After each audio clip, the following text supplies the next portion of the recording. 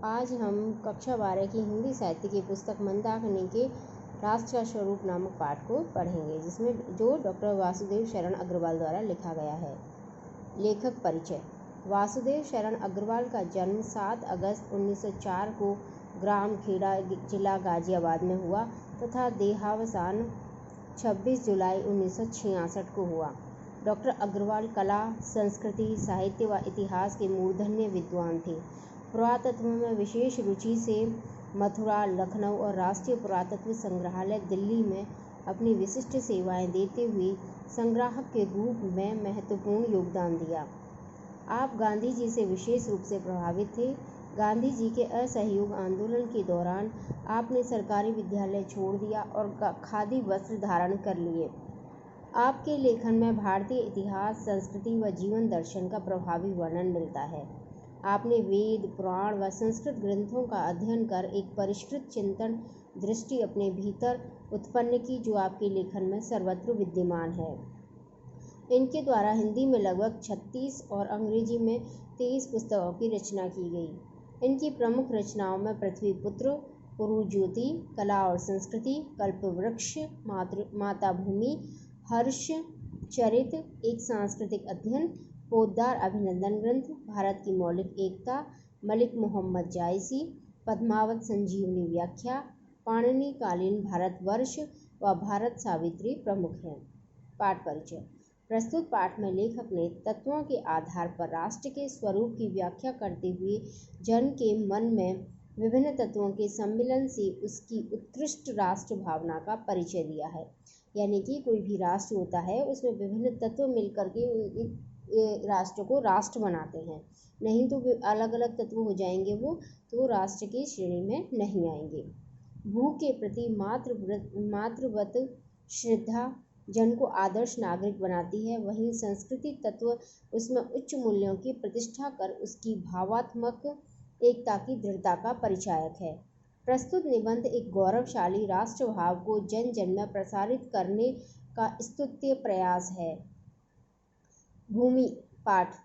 भूमि पर बसने वाला जन और जन की संस्कृति, यानी कि ये 3 तत्व हैं जो कि राष्ट्र का निर्माण करते हैं। सबसे पहले तो पृथ्वी होनी चाहिए, जमीन होनी चाहिए, फिर उस पर बसने वाले लोग होने चाहिए और उन लोगों का एक विशेष संस्कृति है, वो होनी चाहिए। इन तीनों के सम्मिलन से राष्ट्र का स्वरूप बनता है। भूमि का निर्माण देवों ने किया है।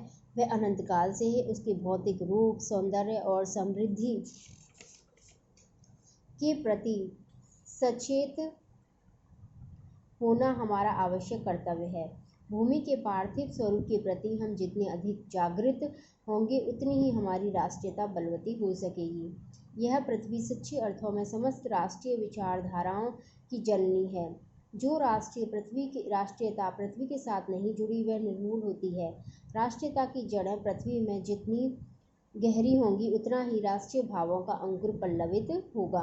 इसलिए पृथ्वी में के भौतिक स्वरूप की आद्योपांत जानकारी, आद्योपांत यानी आदि से लेकर के और उसके अंत तक की जानकारी, उसकी सुंदरता, उपयोगिता और महिमा को पहचानना आवश्यक धर्म है। इस कर्तव्य की पूर्ति सैकड़ों हजारों प्रकार से होनी चाहिए। पृथ्वी से जिस वस्तु का संबंध है, चाहे वह छोटी हो या बड़ी, उसके कुशल प्रश्न पूछने के लिए हमें कमर कसनी चाहिए। पृथ्वी का सांगोपांग अध्ययन जागरणशील राष्ट्र के लिए बहुत ही आनंदप्रद कर्तव्य माना जाता है। गांवों और नगरों में सैकड़ों केंद्रों से इस प्रकार के अध्ययन का सूत्रपात होना आवश्यक है। अर्थात हमें हमारी पृथ्वी से, हमारी धरती माता से क्या क्या चीज़ें प्राप्त होती हैं, किन चीज़ों से हमारी धरती माता को कष्ट हो सकता है, ये सारी बातें हमारे सबके दिमाग के अंदर होनी चाहिए और ये चेतना होनी चाहिए, जिससे हम अपनी मातृभूमि के प्रति अपने कर्तव्यों का पालन ढंग से कर सकें। उदाहरण के लिए पृथ्वी की उपजाऊ शक्ति को बढ़ाने वाले मेघ जो प्रति वर्ष समय पर आकर अपने अमृत जल से इसे सींचते हैं, हमारे अध्ययन की परिधि के अंतर्गत आने चाहिए। उन मेघ जलों से परिवर्धित प्रत्येक तृण यानी तिनका, लता और वनस्पति का सूक्ष्म परिचय प्राप्त करना भी हमारा कर्तव्य है। अर्थात किस मौसम में किस तरह की वनस्पतियाँ उगती हैं, कौन सी वनस्पति किस काम आती है, इस प्रकार की जानकारी भी हमें होनी चाहिए। इस प्रकार जब चारों ओर से हमारे ज्ञान के कपाट खुलेंगे, तब सैकड़ों वर्षों से शून्य और अंधकार से भरे हुए जीवन के क्षेत्रों में नया उजाला दिखाई देगा। धरती माता की कोख में जो अमूल्य निधियां भरी हैं, अर्थात जो बहुत सारे रत्न हैं, खनिज हैं इत्यादि, जिनके कारण वह वसुंधरा कहलाती है। वसुंधरा यानी वसुओं को धारण करने वाली। उससे कौन परिचित न होना चाहेगा। लाखों करोड़ों वर्षों से अनेक प्रकार की धातुओं को पृथ्वी के गर्भ में पोषण मिला है। दिन रात बहने वाली नदियों ने पहाड़ों को पीस पीस कर अगणित प्रकार की मिट्टियों से पृथ्वी की देह को सजाया है। हमारे भावी अभ्युदय, अभ्युदय यानी अभिधन उदय यानी कि आगे के लिए विकास के लिए इन सब की जांच पड़ताल अत्यंत आवश्यक है। पृथ्वी की गोद में जन्म लेने वाले खड़ पत्थर कुशल शिल्पियों से संवारे जाने पर अत्यंत सौंदर्य का प्रतीक बन जाते हैं।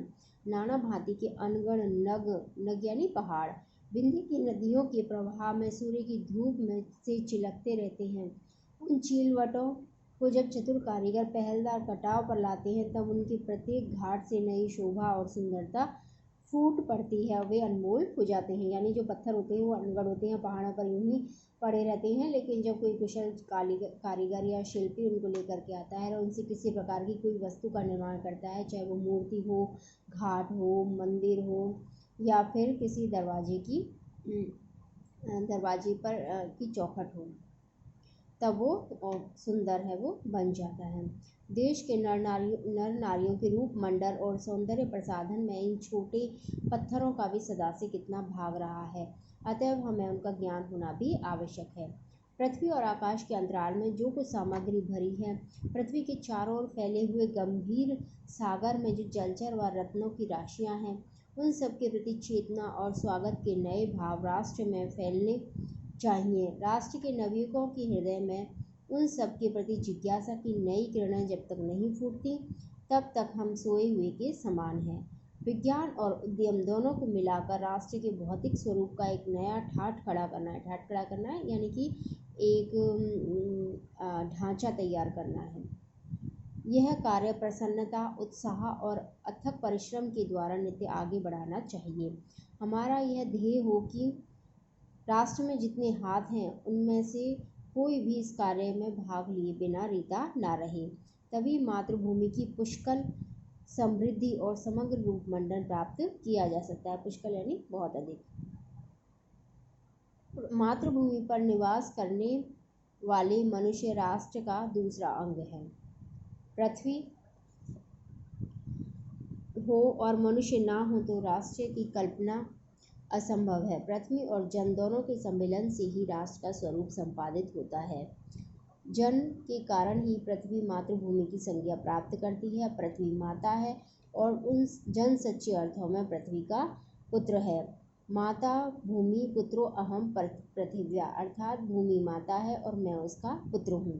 जन के हृदय में सूत्र का अनुभव ही राष्ट्रीयता की कुंजी है। यानी जब हमारे अंदर ये भावना आती है कि ये धरती हमारी माता है और हम उसकी संतान हैं, तब हमारे अंदर हमारे राष्ट्र के प्रति जो राष्ट्रीयता की भावना है कि ये हमारा राष्ट्र है, ये हमारी मातृभूमि है, तब ये राष्ट्रीयता की भावना है, ये अखंड होती है।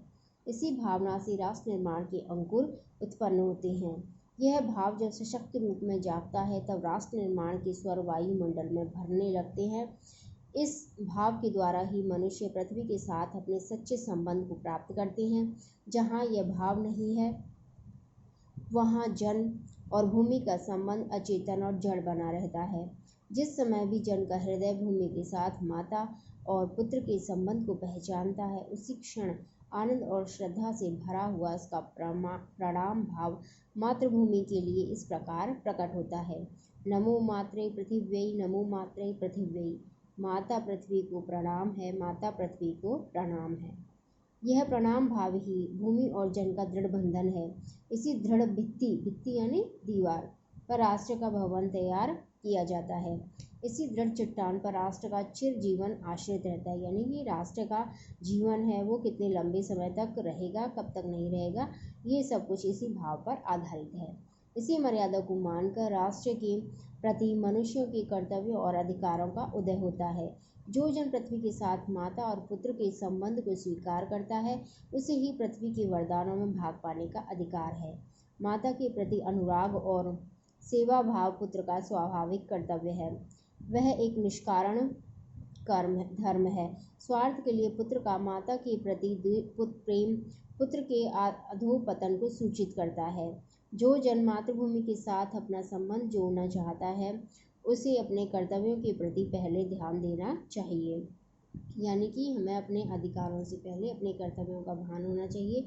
यदि हम अपने अधिकारों के प्रति जागरूक रहेंगे और अपने कर्तव्यों का पालन नहीं करेंगे, तो वास्तव में हम अपनी भूमि को माता नहीं मानते हैं और अपने राष्ट्र के प्रति हम अपने सच्चे कर्तव्य का पालन नहीं कर सकते। धन्यवाद।